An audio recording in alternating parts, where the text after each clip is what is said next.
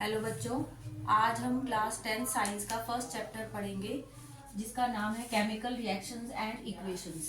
इस चैप्टर में बेटा केमिकल रिएक्शंस के बारे में हम पढ़ेंगे, इंडिकेटर्स ऑफ केमिकल रिएक्शंस के बारे में पढ़ेंगे, इक्वेशन केमिकल इक्वेशंस क्या होती हैं, उनको बैलेंस कैसे किया जाता है, क्यों किया जाता है, टाइप्स ऑफ केमिकल रिएक्शंस क्या होती हैं, ये सारी चीज़ें इस चैप्टर में हम डिस्कस करेंगे। तो सबसे पहले हम केमिकल रिएक्शंस की बात करते हैं कि केमिकल रिएक्शंस होती क्या है। आपने अपनी डेली लाइफ में देखा होगा कि सेटिंग ऑफ कर्ड, जो दही जमाई जाती है, उसमें दूध जो है वो दही में चेंज हो जाता है। दूध एक तरह का प्रोडक्ट है, कर्ड दूसरी तरह का प्रोडक्ट उसके अंदर बन जाता है। सेकंड, दूसरी रिएक्शन आपने देखी होगी, that is digestion of food, कि फूड हम जो खाते हैं वो डाइजेस्ट हो जाता है हमारी बॉडी में। या आप कोई भी चीज बर्न करते हो, जैसे कि बर्निंग ऑफ कोल और बर्निंग ऑफ पेपर, कि पेपर को आपने बर्न कर दिया और वो राख में चेंज हो गया। राइपनिंग ऑफ फ्रूट, के फ्रूट्स जो होते हैं वो पक जाते हैं, वो पहले खट्टे या कड़वे होते हैं, उसके बाद उनका टेस्ट जो है वो चेंज हो जाता है। तो ये सारी चीजें बेटा ये क्या दिखा रही है आपको, these are the type of chemical reactions, जो कि क्या शो कर रही है कि वन सब्सटेंस या कोई भी एक चीज अगर वो किसी दूसरी चीज में चेंज हो रही है, to another substance it is changing, then that type is known as a chemical reaction. Chemical reaction ये हमने डे टू डे लाइफ में देखी हैं। कुछ केमिकल रिएक्शंस बेटा ऐसी हैं जो कि हम अपने लैब में भी करके देख सकते हैं, जिसमें कि आपकी बुक में 3 एग्जाम्पल्स जो हैं वो दिए गए हैं। जिसमें सबसे पहले एग्जाम्पल दिया गया है मैग्नीशियम रिबन का, कि मैग्नीशियम रिबन जो है वो कैसे बर्न किया जाता है। मैग्नीशियम रिबन 3 एग्जाम्पल, हम 3 एक्टिविटी हम चैप्टर में जो गिवन है आपकी एनसीईआरटी की बुक में वो पढ़ेंगे।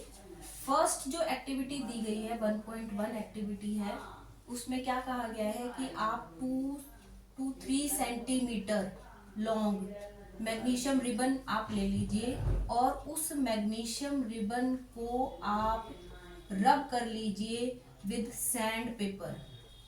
रब with sand paper, sand paper से हमने इस मैग्नीशियम रिबन को साफ कर लिया और इसको साफ करने के बाद हमने इसको जला लिया। जब मैग्नीशियम रिबन को जलाया जाता है, that Burns with a dazzling white flame, जैसे कि आपने फुलझड़ी को जलते हुए देखा है, बिल्कुल सेम ऐसे ही मैग्नीशियम रिबन जो है बेटा वो बर्न करता है। उसमें व्हाइट कलर की फ्लेम जो होती है वो निकलती है, डेजलिंग वाइट फ्लेम के साथ ये बर्न करता है। और ये मैग्नीशियम रिबन एक वाइट पाउडर में चेंज हो जाता है after burning, which is known as ash, मतलब कि उसकी ऐश बन जाती है। अब पहला क्वेश्चन इसमें क्या पूछा जाता है कि मैग्नीशियम रिबन को आपने सैंड पेपर से साफ क्यों किया।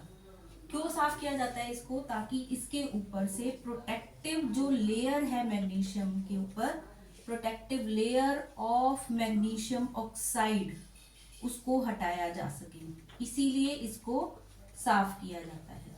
अब मैग्नीशियम को जब आपने बर्न कर दिया, बर्न करने के बाद एक ऐश बन गई, ये ऐश जो है that is totally different from the magnesium ribbon, इसीलिए हम कहते हैं कि burning of magnesium ribbon is a chemical reaction. दूसरी एक्टिविटी जो आपकी बुक में दी गई है, सेकेंड एक्टिविटी में दिया गया है कि अगर आप लेड नाइट्रेट का सॉल्यूशन ले लेते हो, lead nitrate which is a transparent solution, ये बिल्कुल ट्रांसपेरेंट सॉल्यूशन है, अगर आप इसको पानी में बनाते हो और इसके अंदर आप डाल देते हो potassium iodide which is also a transparent solution.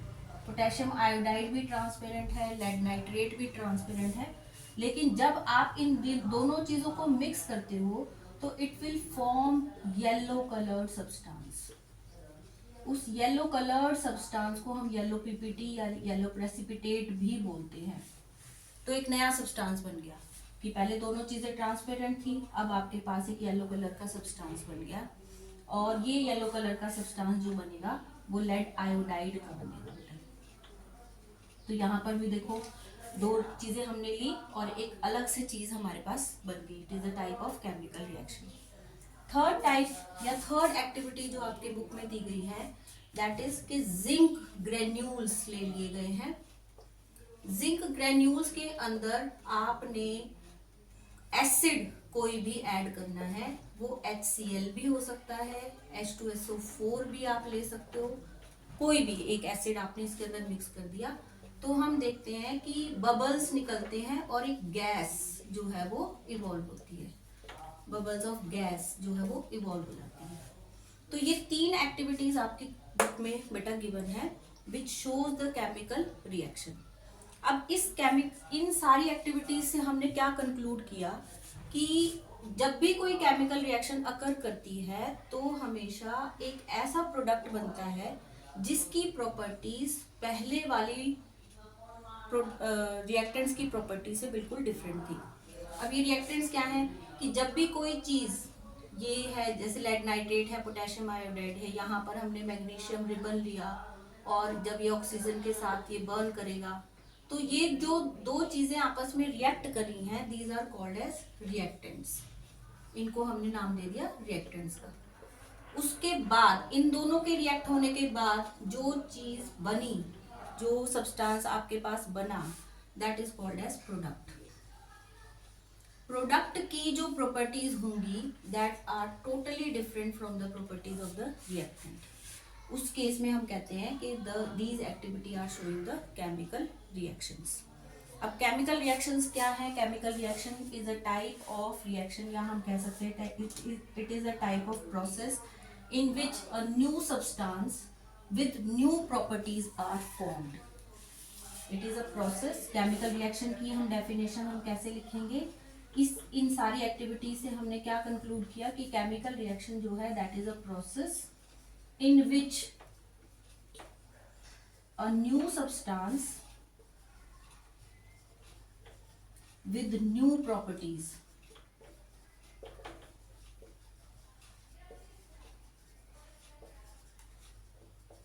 Are formed.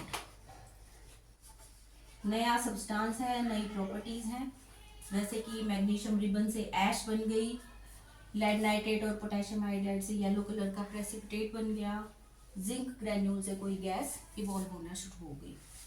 तो अब हमारे दिमाग में क्वेश्चन आता है कि क्या केमिकल रिएक्शन में जो चीजें हमने पहले ली थी वो चेंज हो जाती हैं? मतलब आपने एक एलिमेंट लिया तो क्या वो एलिमेंट चेंज हो गया, या फिर क्या ऐसी चीज बनी, क्या ऐसी रिएक्शन हुई जिससे कि एक नया सब्सटेंस बना और वो भी विद नई प्रॉपर्टीज के साथ? जैसे आपने मैग्नीशियम को लिया, उसको आपने बर्न कर दिया, बर्न करने पर कोई भी चीज जब बर्न होती है तो वो हमेशा ऑक्सीजन के साथ रिएक्शन करती है, तो ये बना देता है बेटा ऐश बनी थी and that ash is of magnesium oxide. तो एक बात आप हमेशा ध्यान रखेंगे कि केमिकल रिएक्शंस में कभी भी नया एलिमेंट नहीं बनेगा, यही एटम्स जो रिएक्टेंट्स के हैं वो रीअरेंज हो जाते हैं इन द प्रोडक्ट्स में वही एलिमेंट्स अपने आप को रीअरेंज कर लेंगे, नया एलिमेंट, नए एटम्स जो है इसके अंदर नहीं बनते हैं। अब ये सारी एक्टिविटीज हमने डेली लाइफ की भी पढ़ी, लैब के अंदर जो 3 एक्टिविटीज होती है वो भी हमने पढ़ ली। वो सब चीजें हमें क्या बताती हैं कि केमिकल रिएक्शन कब हो रही है, इस चीज का हमें पता कैसे लगता है। उस चीज का पता लगाने के लिए तो हमारे पास कुछ इंडिकेटर्स आ गए कि कौन सी ऐसी चीज है जो हमें ये बताएगी कि कोई केमिकल रिएक्शन अकर हो रही है या नहीं हो रही है। तो these are the indicators of chemical reaction, जिसमें फर्स्ट जो इंडिकेटर है that is change in colour, कि आपने 2 रिएक्टेंट लिए और नया प्रोडक्ट बन गया और प्रोडक्ट का जो कलर था that is totally different. Change in colour आपने देखा, जैसे हमने अभी एग्जाम्पल पढ़ा लेड नाइट्रेट और आपने क्या लिया था, पोटेशियम आयोडाइड लिया था, और उनसे क्या चीज बन गई थी, दोनों क्या थे, ट्रांसपेरेंट थे, और ट्रांसपेरेंट के बाद ये किस में चेंज हो गए थे, येलो कलर में।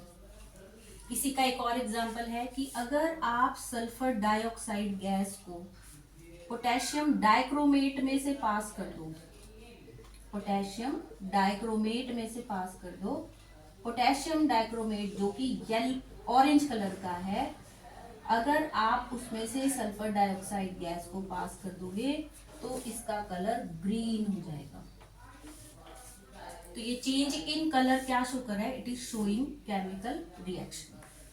और ये जो प्रोसेस है बेटा, ये जो मैंने सल्फर डाइऑक्साइड का आपको एग्जांपल बताया है, ये कई बार इस चीज के लिए भी पूछा जाता है कि ऐसा कौन सा टेस्ट है जिससे आप सल्फर डाइऑक्साइड गैस की प्रेजेंस का पता लगा सकते हो। ये आपकी एनसीईआरटी एग्जाम्पलर का भी क्वेश्चन है कि how would you test the presence of SO2 gas.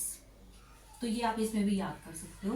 तो चेंज इन कलर पहला हमारे पास इंडिकेटर हो गया जो कि हमें केमिकल रिएक्शन के बारे में बताएगा।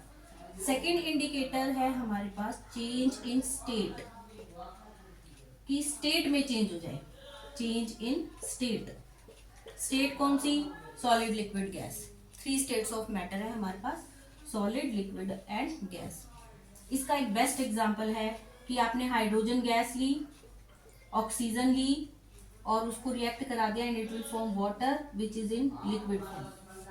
तो ये गैस थी दोनों, और गैस से स्टेट चेंज होकर ये क्या बन गया? लिक्विड बन गया। या आप कैंडल को बर्न कर दो, कैंडल क्या है? दैट इज सॉलिड, सॉलिड है, और उसके बाद जब वो जल जाती है तो उससे वाटर वेपर्स निकलते हैं जो कि गैसियस फॉर्म में होते हैं, और वाटर पहले वो वाटर में चेंज हो जाएगी विच इज लिक्विड, और यहाँ पर एक गैस कार्बन डाइऑक्साइड गैस भी यहाँ से इवॉल्व होती है।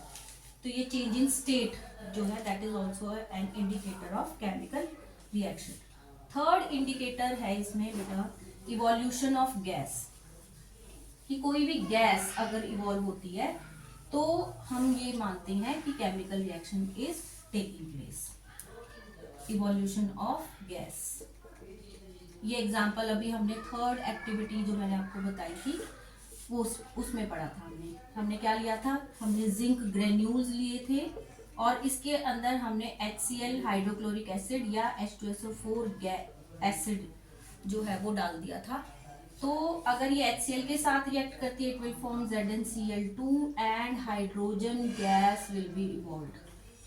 या ये सल्फ्यूरिक एसिड के साथ रिएक्शन करेगा तो भी ये जिंक सल्फेट बना देगा और हाइड्रोजन गैस इसके अंदर इवॉल्व होगी, जो कि हमने लिखा था बबल्स ऑफ गैस निकलते हैं। तो वो कौन सी गैस निकलती है? That is hydrogen gas, and it shows the presence of chemical reaction. Fourth type is formation of precipitate, कि अगर किसी रिएक्शन में या किसी भी प्रोसेस में प्रेसिपिटेट्स बन रही हैं then it is showing chemical reaction. तो वो केमिकल रिएक्शन को शो कर रही है। अभी हमने एक एग्जांपल पढ़ा था कि अगर आप लेड नाइट्रेट में क्या डाल दो? पोटेशियम आयोडाइड डाल दो, तो आपके पास येलो कलर के प्रेसिपिटेट आ जाते हैं। किस चीज के आ जाएंगे? लेड आयोडाइड के। लेड आयोडाइड बन जाएगा और पोटेशियम नाइट्रेट बन जाएगा। अब आपको हो सकता है ये ना पता हो कि what do mean by precipitate होते क्या हैं। प्रेसिपिटेट एक ऐसा सॉलिड है बेटा जो कि सॉल्यूशन में डिसॉल्व नहीं होता और वो उस सॉल्यूशन में नीचे सेटल डाउन हो जाता है। कि आपने एक टेस्ट ट्यूब ली, उसके अंदर आपने लेड नाइट्रेट डाल दिया, दूसरी टेस्ट ट्यूब ली, उसके अंदर आपने पोटेशियम आयोडाइड लिया हुआ है, इस टेस्ट ट्यूब का सॉल्यूशन आपने यहाँ पर ट्रांसफर कर दिया। अब इसका कलर तो येलो हो गया। ये येलो कलर क्यों हुआ? क्योंकि इसके अंदर एक ऐसा सॉलिड बन गया जो कि इस सॉल्यूशन के अंदर इनसॉल्यूबल है, तो वो अपना कलर शो कर रहा है। वो सॉल्यूबल अगर हो जाता तो शायद वो कलर हमें दिखाई ना देता, लेकिन क्योंकि ये अब नहीं घुल रहा है इसमें, तो उसके जो प्रेसिपिटेट है या जो सॉलिड है वो इसके नीचे बैठ जाएगा। तो दिस इज प्रेसिपिटेट। एक और एग्जाम्पल है हमारे पास फॉर्मेशन ऑफ प्रेसिपिटेट का, कि अगर आप बेरियम क्लोराइड में, बेरियम क्लोराइड एक सॉल्ट है हमारे पास, बेरियम क्लोराइड में आप पानी डाल दो, it will form a transparent solution. इसमें अगर आप सल्फ्यूरिक एसिड मिला देते हो तो ये वाइट कलर के प्रेसिपिटेट बना, बिल्कुल दही जैसा हो जाता है। ये वाइट प्रेसिपिटेट इसमें बन जाते हैं and that precipitate are of barium sulphate के ये प्रेसिपिटेट बनते हैं। बेरियम सल्फेट यहाँ पर बन जाएगा और HCl प्रोड्यूस हो जाएगा। तो ये वाइट कलर के प्रेसिपिटेट जो है वो बेरियम सल्फेट के बन जाते हैं, which shows the presence of a chemical reaction. And the last indicator is change in temperature. Fifth indicator जो कि हमें ये बताता है कि किसी भी प्रोसेस में केमिकल रिएक्शन हो रही है या नहीं हो रही है, that is change in temperature. अब टेम्परेचर का चेंज दो तरह से हो सकता है, या तो टेम्परेचर बढ़ जाएगा या टेम्परेचर घट जाएगा। अगर टेम्परेचर बढ़ जाता है then that reaction is exothermic, क्योंकि वो हीट को इवॉल्व कर रही है। अगर टेम्परेचर घट जाता है then the reaction is endothermic, क्योंकि वो हीट को एब्जॉर्ब कर रही है। एक्सो माने बाहर निकलना, थर्म माने टेम्परेचर या हीट। ऐसी रिएक्शंस जो कि हीट इवॉल्व करती हैं दे आर एक्सोथर्मिक, और ऐसी रिएक्शन जो हीट को एब्जॉर्ब करती हैं दे आर एंडोथर्मिक। एंडो माने लेना, एब्जॉर्ब करना, थर्म माने हीट। हीट को लेने वाली रिएक्शंस है एंडोथर्मिक, और हीट को इवॉल्व करने वाली या देने वाली जो रिएक्शंस हैं दे आर एक्सोथर्मिक। अब इसका एक एग्जाम्पल हम पढ़ते हैं, दोनों का एक एक एग्जाम्पल हम पढ़ेंगे कि एक्सोथर्मिक किस तरह की रिएक्शंस हैं, एंडोथर्मिक कौन सी रिएक्शंस हैं।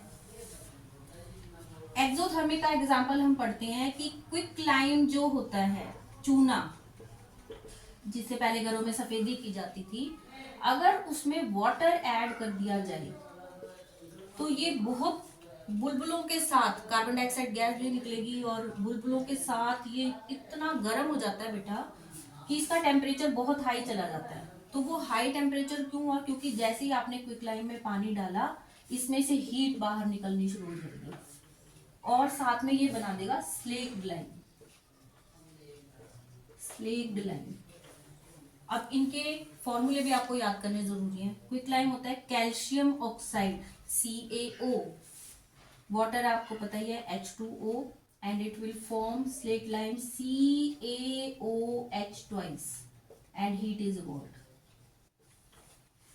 बहुत लार्ज अमाउंट में हीट निकलती है, पूरे बहुत ज्यादा इसका टेम्परेचर इंक्रीज हो जाता है, तो it is a type of exothermic reaction जिसमें हीट इवॉल्व हो रही है।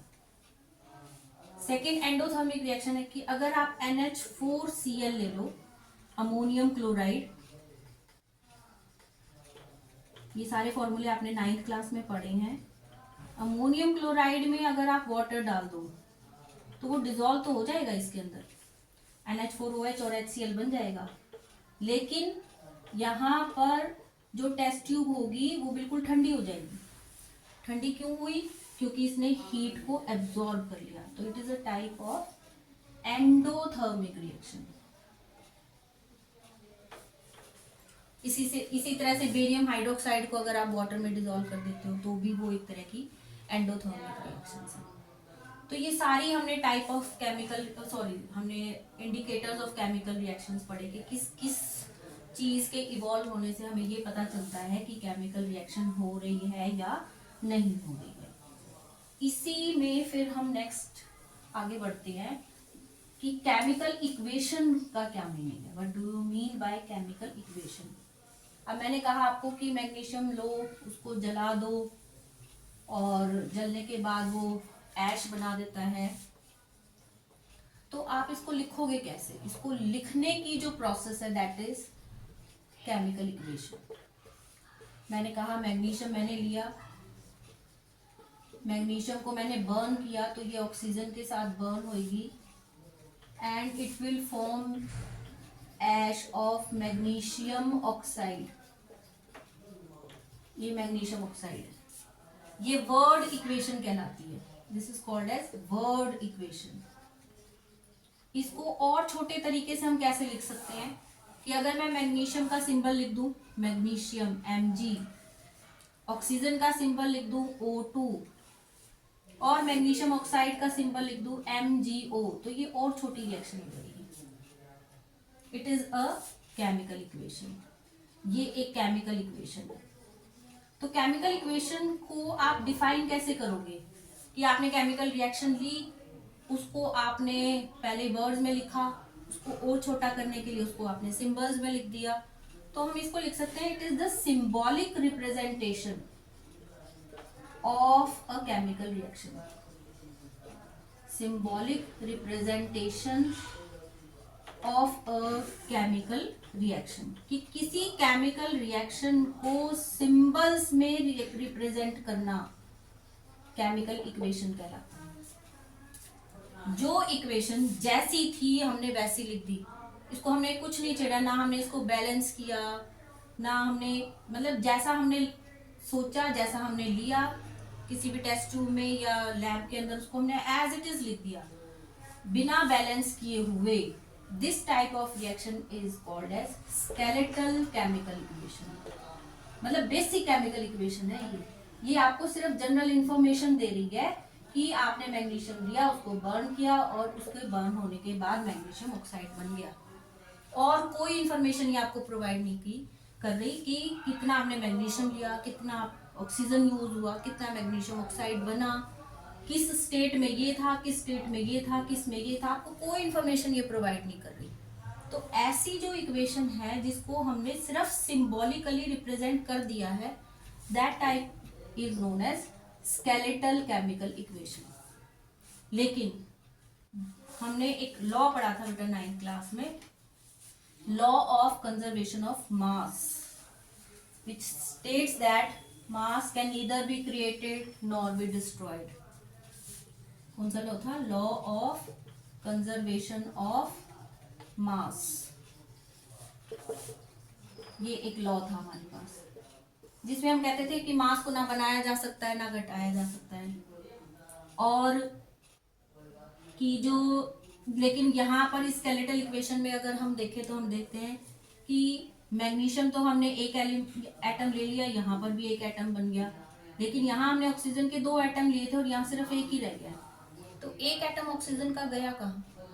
इसके इक्विवेलेंट जो मास था वो मास तो कम हो गया, इसका मतलब ये इक्वेशन तो गलत है नहीं। लेकिन हम क्या करते हैं, इन इक्वेशंस को हम बैलेंस करते हैं to prove the law of conservation of mass, क्योंकि हम ये कह चुके हैं कि law of conservation of mass जो है that is a universal law, कि ये लॉ हर जगह फॉलो किया जाता है, कहीं पर भी ऐसा नहीं होता कि मास को घटाया या बढ़ाया जा सकता है। तो लॉ ऑफ कंजर्वेशन ऑफ मास को प्रूव करने के लिए या हम इसको यूनिवर्सली प्रूव करने के लिए हम हर एक केमिकल इक्वेशन को बैलेंस करते हैं। बैलेंस मतलब कि रिएक्टेंट्स की साइड जितने भी एटम्स हैं दे शुड बी, यहाँ मैग्नीशियम का एक एटम है, यहाँ पर भी मैग्नीशियम का एक एटम है, ये रिएक्टेंट्स वाली साइड है और ये आपकी प्रोडक्ट्स वाली साइड है, और हम कह रहे हैं कि according to the law of conservation of mass जितने नंबर ऑफ एटम्स यहाँ पर है उतने ही नंबर ऑफ एटम्स यहाँ पर भी होने चाहिए।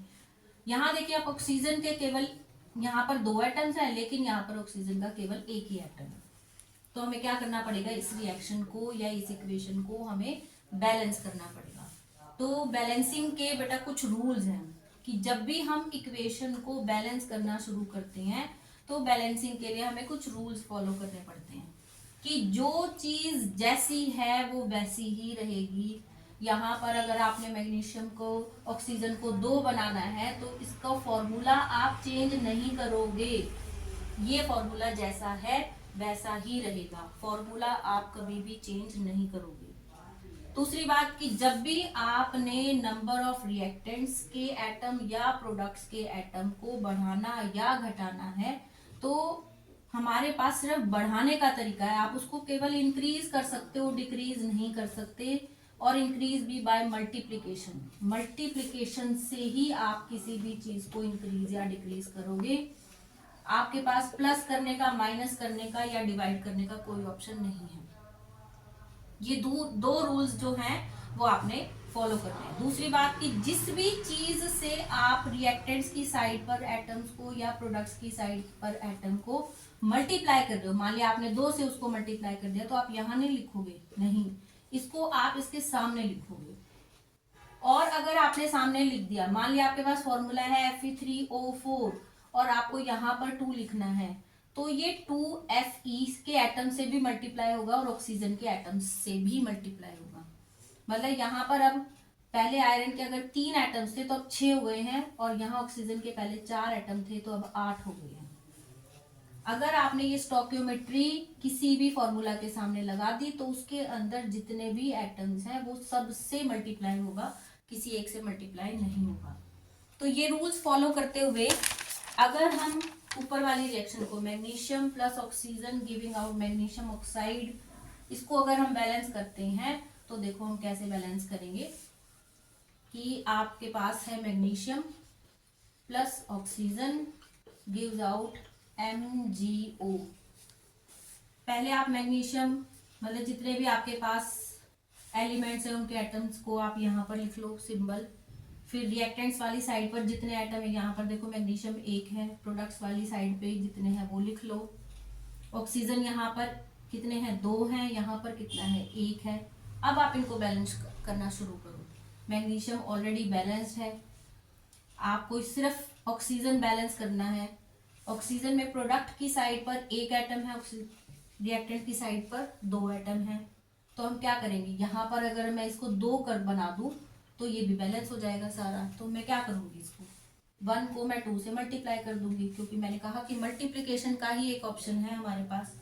तो अगर आप ऑक्सीजन को 2 करोगे तो यहाँ पर हम 2 नहीं लगा सकते, मैंने बताया आपको। तो आपके पास एक ही ऑप्शन है कि आप यहाँ पर 2 लगाओगे, लेकिन जैसे ही आप यहाँ 2 लगाते हो, ऑक्सीजन 2 होने के साथ साथ आपके पास मैग्नीशियम भी कितने हो गए, 2 हो गए। अब ये चीज बैलेंस हुई तो ये अनबैलेंस हो गई, तो हमें क्या करना पड़ेगा, इस मैग्नीशियम को भी हमें 2 करना पड़ेगा। तो इसके लिए भी यहाँ पर 2 लगा दो। अब ये इक्वेशन जो है आपकी टोटली बैलेंस हो गई है। ये बिल्कुल बेसिक इक्वेशन थी बेटा जो मैंने आपको समझा दी। नेक्स्ट वीडियो में हम और बैलेंसिंग की इक्वेशंस को पढ़ेंगे, टाइप्स ऑफ केमिकल रिएक्शंस पढ़ेंगे, रेंसिडिटी पढ़ेंगे, कोरोजन पढ़ेंगे, और इस चैप्टर में आने वाले जितने भी क्वेश्चंस हैं उनको हम अच्छे से डिस्कस करेंगे। तो सभी वीडियो को लाइक कर दो और चैनल को सब्सक्राइब कर दो।